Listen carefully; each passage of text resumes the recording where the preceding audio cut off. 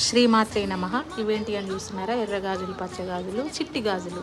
ఎందుకంటే నేను రేపటి నుంచి వారాహిదేవి అమ్మవారి నవరాత్రులు చేసుకుంటున్నా కాబట్టి ఈరోజే సామాన్ అంతా తీసుకొచ్చి పెట్టుకున్నా.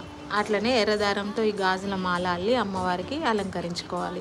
రేపటి నుంచి నేను 9 రోజులు అమ్మవారి మాలలో ఉంటాను కాబట్టి రేపు అన్నీ కొనుకొచ్చుకొని పూజ చేసుకోవడానికి వీలు కాదు కాబట్టి ఈ రోజే నేను మొత్తం ఇల్లంతా శుభ్రం చేసుకొని తలారా స్నానం చేసుకొని తలంటు చేసిన తర్వాత షాప్కి వెళ్ళి మొత్తం పూజకు కావాల్సిన సామాన్ అంతా ఇలా తయారు చేసి రెడీగా పెట్టేసుకున్నా. తెల్లవారగానే రేపటి నుంచి నేను 9 రోజులు ఈ అమ్మవారికి పూజ అనేది నేను నిష్టగా చేయాలని డిసైడ్ అయినా. పోయిన సంవత్సరం కూడా నేను ఈ పూజ చేశాను. నాకు చాలా మంచిగా అనిపించింది. నాకు వారాహి అమ్మవారు అంటే చాలా ఇష్టం. వారాహి అమ్మవారు అంటే ఎవరో కాదు, లలితాదేవియే. మనం లలితాదేవిని పూజించడం వల్ల మనకు ఎలాంటి ఆపదలు రాకుండా, కష్టాలు నష్టాలు రాకుండా ఈ అమ్మ మనల్ని కాపాడుతుంది అనేది నా నమ్మకం.